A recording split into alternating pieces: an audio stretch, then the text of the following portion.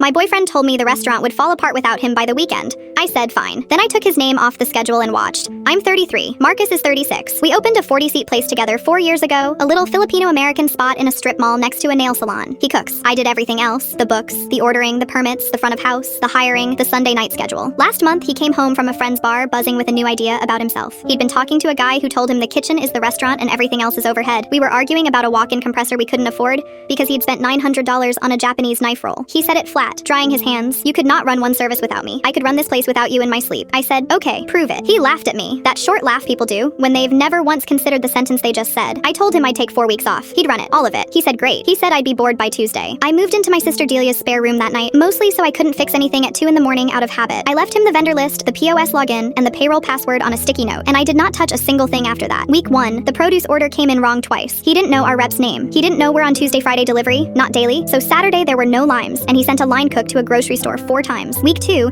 he ran the schedule off the top of his head and double booked 2 servers on Thursday and nobody on Friday. Our best server, Nana, who's been with us since the soft open, worked a 14-hour double and then put in her notice by text. Marcus called her ungrateful. She forwarded me the text without comment. Week 3, the county health inspector showed up for our routine and the paperwork binder I keep updated wasn't updated. Temp logs blank for 18 days. That's not a shutdown, but it's a follow-up visit and a note in the file, and our file had been clean for 4 years. Then the sales tax filing came due on the 20th. He didn't know it existed. He thought it happened automatically because it always had. Meanwhile, something strange was happening to me. I slept. I read. I had coffee with Delia on a Wednesday at 11 in the morning, like a person. And an old colleague, Tavo, who used to manage the restaurant group I worked for before Marcus and I opened ours, who I hadn't talked to in maybe 2 years, texted me because he'd heard I was off. We got lunch. Then we got lunch again. He asked me questions about my own restaurant that Marcus had never asked me. Not once. Things like what my food cost was running, and whether I liked the neighborhood, and what I'd do differently if I started over. At lunch number 4, he said, carefully, that he'd wanted to reach out for years and hadn't, because I was with someone and that wasn't his business. I didn't do anything about that. Not then, but I noticed I felt like a person with a future, and I hadn't felt that in a long time. Day 26, Marcus called me at 9:40 on a Saturday night. I could hear the dish pit behind him. When do you come back? 4 more days. I need you to look at the numbers with me. I went in Monday morning. Revenue down 31%, 2 servers gone, a $4,000 penalty and interest situation on the tax filing, a walk-in still broken because he never called anyone, and $1,100 of protein thrown out. He said, okay, you proved your point. Come back. And I looked at the man I'd built a business with and realized he still hadn't said one word about Nana, or about me, or the words he'd said in the kitchen, just the numbers, just instructions. So I said no. I offered to buy him out or be bought out and gave him 30 days to pick. He picked being bought out because he couldn't get a loan, and I could because the bank had my name on the books, the licenses, the leases, and 4 years of clean filings. I run it now. Nana came back as general manager with equity. We're doing better numbers than we ever did. Tavo and I have been together 7 months. He asks me how service went every night, and he actually waits for the answer. Marcus is a sous chef at a hotel downtown. He told a mutual friend I got lucky. I did not get lucky. I got up at 6 every morning for 4 years while he took the credit for the food.